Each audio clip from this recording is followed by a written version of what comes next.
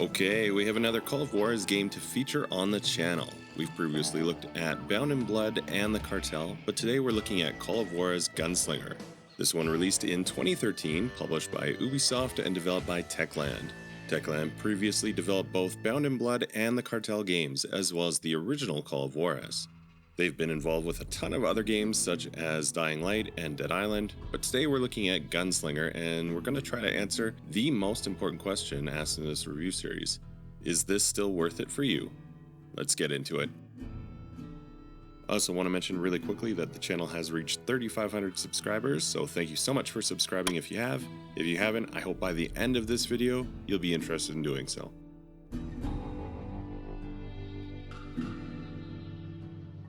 So to briefly set this one up for you, the game starts out in 1910 Abilene, Kansas, and introduces us to the bounty hunter Silas Greaves. Silas enters a saloon and starts to tell the other patrons stories of his life. Silas telling his stories is essentially how the whole game is going to be playing out. The first story takes place in 1880, so about 30 years previously, and Silas is working with the regulators to hunt down a man named Roscoe Bob Bryant, part of the John Kinney gang. The story is then narrated by Silas as the scenario is played out with the player taking on the role of Silas while he tells the story.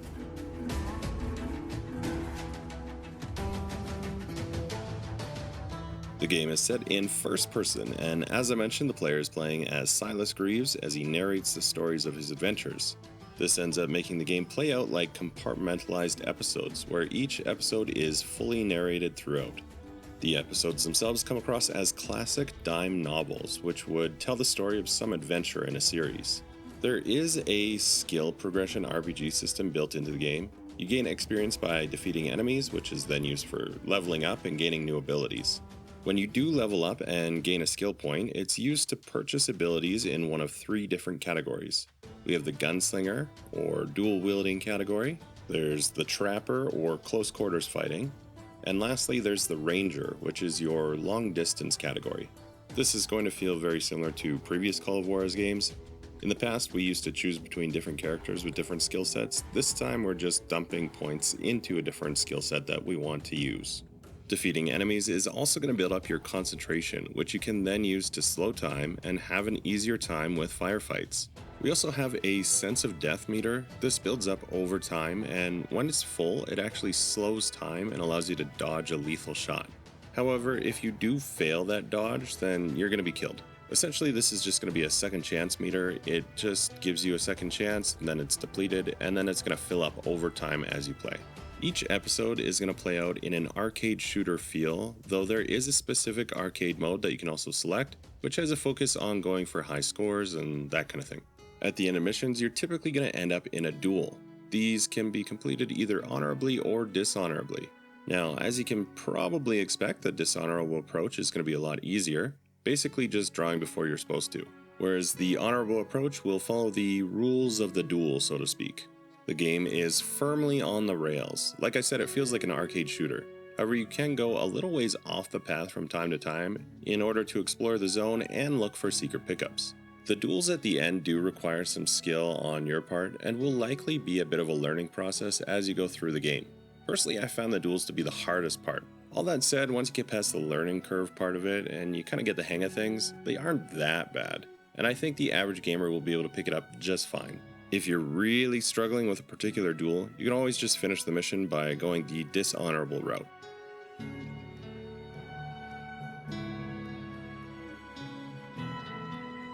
So obviously we've got the previous Call of Juarez games to look at.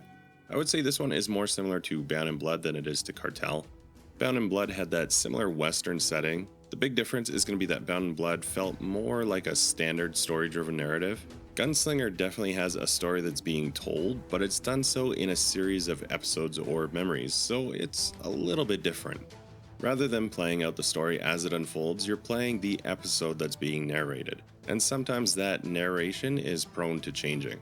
So a game that I think is actually pretty comparable that might sound a little bit strange is Far Cry 5's Dead Living Zombies. That game is going to be playing out in episodes much like the stories being told here. There's also a narration of what's happening, and sometimes the narrator will change things in the environment, or the enemies, or just add things. Basically, you can be playing through and suddenly there's some twist that will happen as the narrator changes the story. Of course, there's always going to be differences in these comparisons. Far Cry, for example, has more modern weapons, and well, it's zombies, not a Western, so obviously that. But the narration throughout did feel similar. Of course, you can always look to the Red Dead franchise or Gun, as these are also some similar Western games, but I think that's all that I really want to compare with right now. Of course, if you think that there's a game that's a great comparison that I missed, please put it down in the comments and explain why you think so that other gamers can benefit from getting some idea of what to expect here.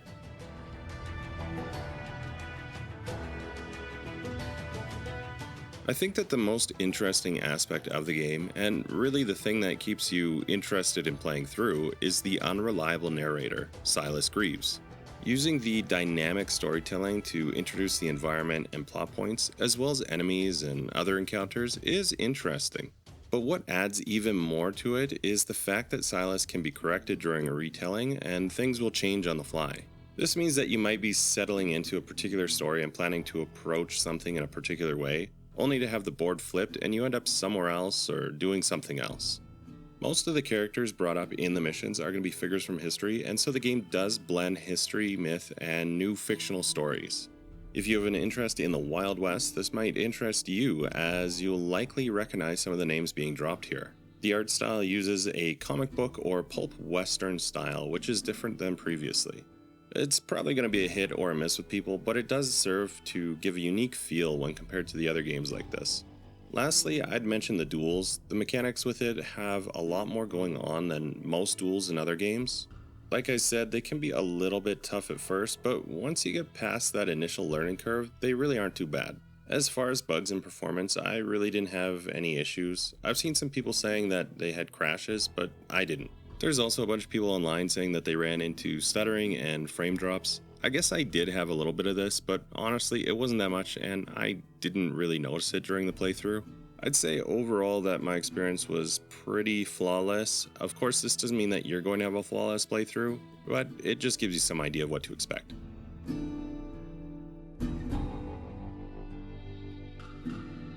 I really expect that graphics are either going to be a total hit or a miss, like I mentioned before. They went for more of a pulp western style here, so it is a unique choice aesthetically. So of course this means that you're not going to get that realism approach if you're into that, but it will give you a more arcade western shooter feel. Most environments are going to feel fairly similar. We do travel around to different locations, so at least it's not going to all take place in the desert or something. At various points you're going to find yourself in Old West towns, mines, caves, wilderness. There's a decent number of different locations here. With that said, of course, they're all going to have that distinct Western feel, but obviously we're playing a Western game here. Sound is okay. I thought the narration and voice of Silas was done quite well. Sometimes games with narration can be thrown off completely by the delivery of the narrator. For instance, go check out my review on Kona if you want to see one where I was not a fan of the delivery. Anyway, most sound effects are going to be done decently, and the additional dialogue all seems to fit with the game, and nothing is going to feel super jarring or break immersion. For the graphics, obviously just use the gameplay footage to see if it works for you. And for the sound and dialogue, I'll just play a few examples here so that you can make up your own mind on it. Who's that? Is he with us? How come you know so much about engines? A few years back, I was married to two Mescalero women. At the same time? Yeah, they were sisters. Polygyny is traditional among the Mescalero. It was about 30 years ago. Billy was hiding out in an abandoned farm near Stinking Springs. I threw in with the kid because the man I had sworn vengeance on was riding with Billy's enemies.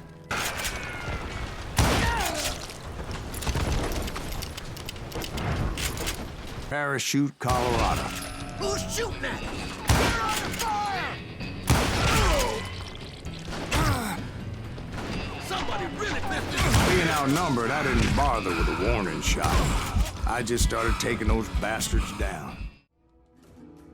Okay, so we've got the objective stuff out of the way. Now we're going to go into just my thoughts and my own opinion on whether I like the game or not. As always, this is not to influence you to decide whether you should like the game or not. It's just my own opinion, and whether or not I liked it, it doesn't mean that you will. This part's just for fun, so if you're looking to see if you should pick up the game, maybe check out the first part of the review for that, and then this part is more just how I felt about it.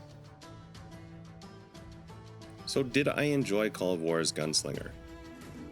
That's not too bad. It was okay. If I'm comparing to the previous Call of Juarez that I covered, the Cartel, this one is much more enjoyable in my opinion.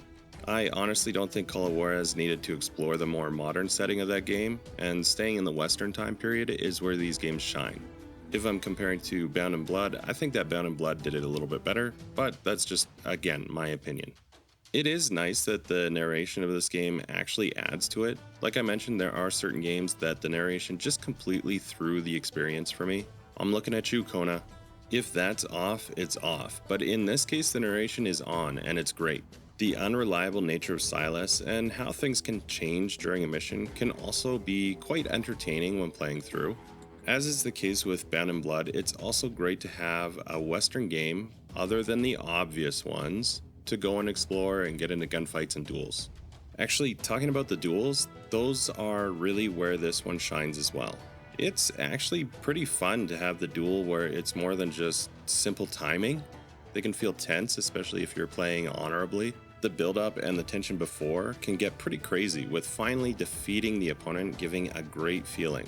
The arcade and linear nature of the game keeps this one really light. The stories are all compartmentalized, so you just play through one, and if you leave for some time and come back, it's not like you're going to have difficulty or need to try remembering what happened before. It's just another episode, which honestly I kind of like that. I get that the grand, huge, open world, long Western stories are great. Yes, I love them too. But honestly, it's nice to have a Western where things are just a little bit more basic, old school, linear story, where that you can just shut off and get into Wild West firefights. So I actually recently just played RoboCop, and that one too is essentially just an arcade shooter style like this. I think that the big difference between this one and that one, aside from the cyborg tank of course, is that while you're mindlessly running around and shooting at everything that moves, you have the narrator telling the story and keeping you a little bit more engaged in what's happening. I feel like between the two of them, this might be the more engaging simply for that reason. So if you want more Wild West and are interested in something that's a little bit more linear than other options out there, definitely this one feels like a more old school game than most modern open world games. And Call of Juarez Gunslinger just might be that great option to pick up. Regardless, I hope you enjoyed this look at Call of Juarez Gunslinger. Let me know down in the comments what you thought and if you agree or disagree with my own opinion. If you found the video helpful or entertaining, please give it a like and also consider subscribing to the channel. So we just passed 3,500 subscribers on the channel, and I just want to thank you so much if you are subscribed. I know, relatively speaking, the channel is still extremely small, but each little step like this is just great to see, and it keeps me motivated to keep going. If you are new, there's a bunch of other gaming content on the channel, not just reviews, but also walkthroughs and other stuff, and I'd love to see you there and help direct the future of this channel. Thank you so much for taking the time to watch today, and until next time, take care.